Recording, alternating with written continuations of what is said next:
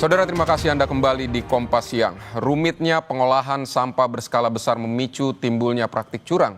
Tak jauh dari tempat pengolahan sampah terpadu TPST Bantar Gebang, Kota Bekasi, Jawa Barat, muncul beberapa titik gunungan sampah liar atau ilegal. Diduga ada pihak-pihak yang mengambil keuntungan dari kemunculan tempat pembuangan sampah ilegal ini.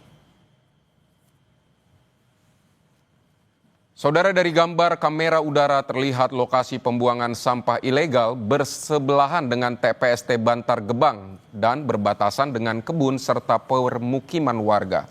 Lokasi TPS liar ini berada di Desa Taman Rahayu, Kecamatan Setu, Kabupaten Bekasi. Sampah yang dibuang ke TPS liar ini merupakan sampah yang sudah tidak bernilai.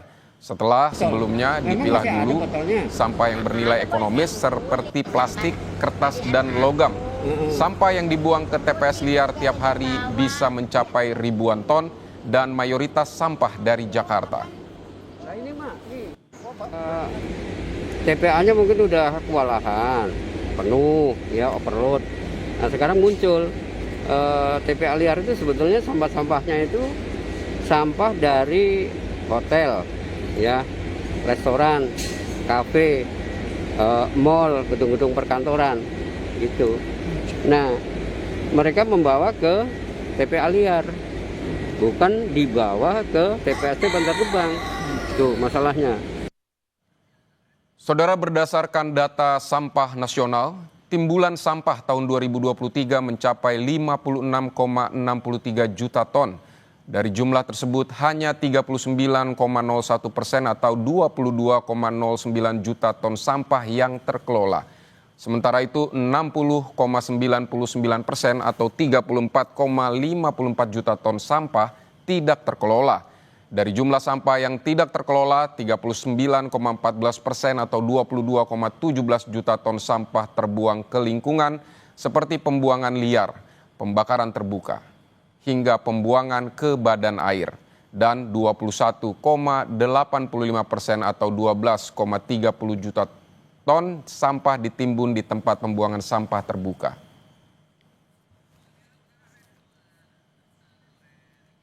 Saudara, mengolah sampah di kota besar seperti Jakarta memang tidak mudah. Ketersediaan lahan pembuangan tidak berbanding lurus dengan jumlah sampah harian yang dihasilkan. Nah, makanya tak heran celah ini dimanfaatkan sejumlah pihak untuk mengambil keuntungan dari pengelolaan sampah.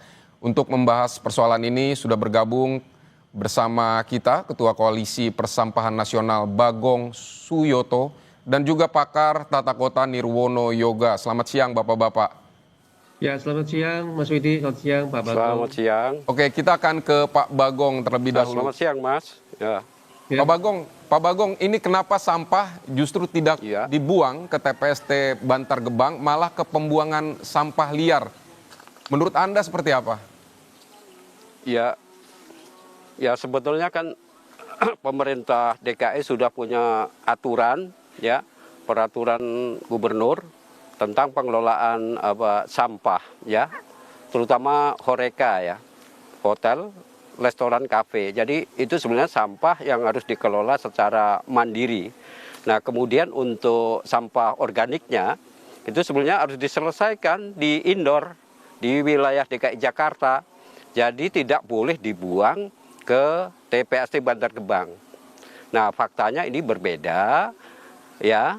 Jadi sampah itu antara pihak pengelola hotel, kafe, restoran, mall, apartemen, ya, kantor-kantor gedung-gedung perkantoran itu bekerja sama dengan pihak vendor, ya. Kemudian pihak vendor bekerja sama dengan pihak ketiga, ya. Nah, di dalamnya juga ada pemulung. Nah, vendor itu modalnya hanya izin transportasi, ya, jadi transporter gitu. Nah, kemudian disubkontrakkan ke pihak ketiga. Nah, ini masalahnya sampah yang diambil dari tempat-tempat tadi itu dibawanya ke TPS liar, tempat pembuangan sampah liar.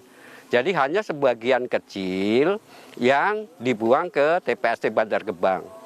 Misalnya satu vendor itu punya izin 4 untuk kendaraan dump truck. Tapi ternyata dia ada 20 kendaraan dump trucknya dan kemudian ada pickupnya puluhan. Nah, itu yang beroperasi di luar TPST Bantar Gebang. Berarti memang ada Nah, keuntungan itu ekonomi di akhirnya situ ya Pak? timbul.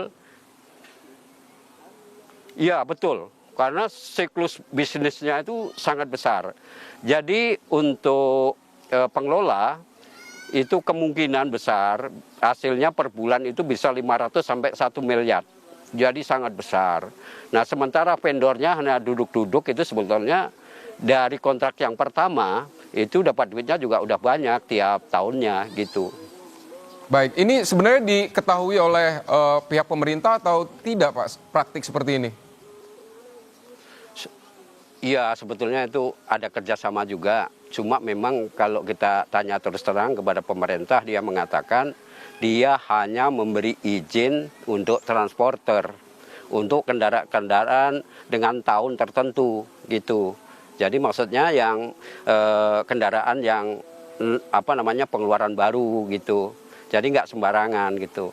Nah, mungkin karena membuang ke TPST Bantar Gebang sekarang kan retribusinya naik jadi Rp250 per ton. Nah, jadi kalau jam truk itu kan bisa atau 250.000 Pak?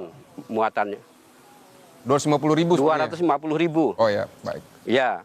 Kalau dulu itu kan 25.000 per ton. Nah, sekarang udah naik. Nah, mungkin dengan alasan begitu ya itu banyak yang tidak mengikuti aturan gitu.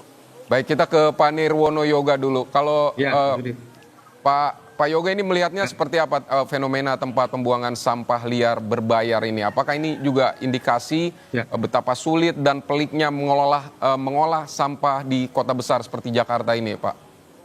betul. Jadi ada 3 poin sebenarnya Mas Widi yang perlu disampaikan. Ya, yang pertama tentu kita mendorong pemerintah daerah ya terkait baik itu Pemprov DKI Jakarta, juga pemerintah kota maupun Kabupaten Bekasi dan beberapa wilayah kota-kota di Bodetabek paling tidak harus berani untuk menertibkan seluruh tempat penampungan atau pembuangan sampah liar ya. Karena sudah pasti tempat-tempat tersebut tidak dilengkapi dengan misal mulai dari AMDAL ya maupun juga kelengkapan administrasi tadi, sehingga tidak perlu ada keraguan bagi pemerintah daerah untuk segera menutup tempat pembuangan liar tadi. Itu yang pertama. Kedua, kalau nanti kita berkaca dari kasus yang disampaikan oleh Pak Bagong, kita masih berprinsip adalah kumpul angkut buang tadi Mas Widi. Ya. Semuanya lah.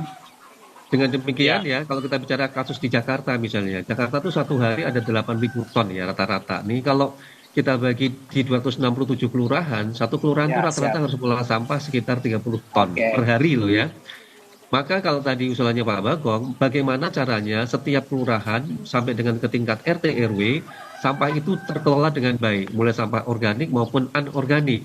Kalau itu bisa dilakukan secara tuntas dan turunnya secara signifikan, maka itu akan memutus mata rantai terjadinya tadi kegiatan pembuangan sampah liar maupun tadi adanya oknum-oknum maupun kegiatan-kegiatan yang tidak dalam konteks ini pengolahan sampahnya. Nah, oleh karena itu yang ketiga yang tidak kalah penting, ini kesempatan bagi pemerintah daerah untuk melakukan audit sampahnya, Mas Widi. Ya, tadi audit sampah itu mulai dari izin prinsipnya, kemudian vendor, kontraktor, subkontraktor ya, sampai memutus tidak terjadi lagi tempat pembuangan liar di seluruh wilayah paling tidak di Jakarta dan Jabodetabek. Kira-kira itu, Mas Widi. Baik, dari tanggung jawab dari pihak swasta sendiri, kalau menurut Anda seperti apa? Ya. Mereka punya kewajiban sebenarnya juga untuk menyerahkan ke pihak-pihak yang bisa bertanggung jawab untuk mengelola sampah, tapi sepertinya lepas begitu saja sehingga dibuang ke tempat sampah liar. Menurut Anda seperti apa? Betul, Mas. Jadi gini, pintu pertama adalah pemerintah daerah dalam ini Dinas Lingkungan Hidup ya DKI Jakarta dan juga Lingkungan Hidup daerah sekitar Bodetabek juga melakukan audit terhadap seluruh tempat-tempat usaha yang tadi sudah sampaikan Pak Bagong ya, misalnya dari pengelolaan hotel, restoran, kafe, bahkan pusat-pusat perbelanjaan ya, untuk memastikan bahwa seluruh sampah yang diproduksi, terutama sampah organik dan organik, kalau organik tadi kan harusnya sudah selesai di tempat ya, sehingga akan semakin sedikit sampah yang akan diangkut. Begitu pula juga dengan sampah anorganik seperti kardus ya, kemudian barang-barang plastik dan juga barang-barang bernilai lain yang masih bisa punya nilai ekonomis, harusnya sudah bisa dilakukan pilah dan pilihnya di masing-masing sumbernya tadi. Dengan demikian, sampah yang akan terangkut baik itu oleh vendor maupun kontraktor sampai ke subkontraktor pada akhirnya akan berkurang signifikan, dan memastikan bahwa tadi seluruh sampah yang diangkut harus dibuang ke tempat pembuangan sampah yang resmi atau TPA, ya kalau kita Jakarta tentu TPA di Bantar Gebang. Seluruh kegiatan tersebut harus di bawah pengawasan Dinas Lingkungan Hidup. Jika ditemukan adanya pelanggaran-pelanggaran tadi, maka Dinas Lingkungan Hidup berhak untuk memberikan sanksi tegas kepada seluruh pengelola, baik itu hotel, restoran, kafe, maupun juga pusat-pusat perbelanjaan, Mas Widi. Jadi ini harusnya temuan ini menjadi catatan bahwa seluruh pihak harus sudah melakukan tugasnya masing-masing. Dalam hal ini tentunya adalah audit sampah dari tempat-tempat usaha yang disebutkan oleh Pak Bagong tadi, Mas Widi. Kira-kira itu. Baik, Pak Bagong, kalau Anda melihat sejauh ini penegakan hukum yang tadi ada aturan-aturan yang dilanggar, juga prosedur-prosedur yang juga tidak dipatuhi, sejauh ini seperti apa Pak Bagong untuk tempat-tempat pembuangan sampah yang liar ini? Sepertinya sangat lemah ya. Jadi pengawasan, law enforcement itu lemah. Karena sampah DKI itu larinya ke wilayah tetangga, ya seperti Kota Bekasi, Kabupaten Bekasi, mungkin juga ke Tangerang, ya. Ini sebetulnya merupakan masalah yang serius karena pemerintah DKI seharusnya tidak hanya memberi izin, ya, tapi harus melakukan pemantauan atau mengikuti alur sampah dia dibawa kemana. Kalau ada pelanggaran, itu harus ada penegakan hukum, ya, harus ada penegakan hukum, karena itu satu bentuk kesengajaan. Apalagi itu jadi bagian dari suatu bisnis, karena bisnis sampah liar ini ternyata melibatkan banyak orang, mulai dari Jakarta sampai pemulung pemilah di sekitar TPST Bantar Gebang, dan nilai investasinya itu bisa puluhan miliar. Karena kan harus menyediakan lahan, menyediakan kendaraan, menyediakan uang operasional untuk pemungut, ya, pemungut sampah dan pemilah sampahnya. Jadi ini suatu bisnis yang sangat menggiurkan. Jadi banyak orang, ya, termasuk aparat itu terlibat di dalam siklus bisnis sampah liar ini. Jadi meskipun itu disebutnya tanda kutip itu barang haram, ya, maksudnya kerja haram gitu. Jadi kalau sampahnya mah semua sebetulnya pengen melakukan yang namanya sistem 3R. Jadi Baik. saya mengusulkan sampah-sampah ini seharusnya, tadi Mas Nirwono udah mengatakan akan lebih bagus kalau dikelola sedekat-dekatnya dengan sumber.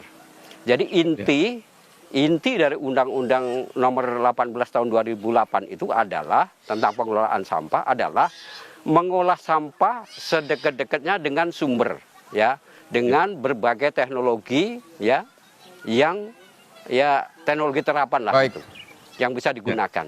Nah, Baik. tapi sekarang ini pendekatannya kita lebih mengandalkan TPA. Nah, sekarang TPA kita itu adalah TPA pendamping. Ya, sekarang apa bedanya TPS liar, ya, dikelola dengan open dumping, Baik, Pak Bagong. TPA resmi dikelola dengan open dumping. Ya, sama-sama rawan dan melanggar peraturan perundangan.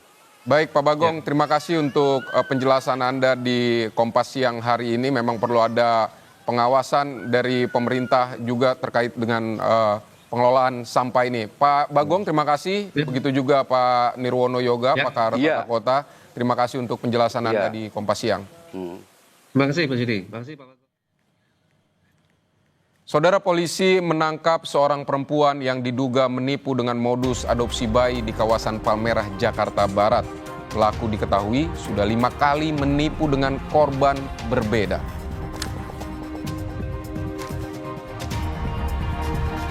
Kami juga punya informasi usai jeda warga Batang Anai, Kabupaten Padang Pariaman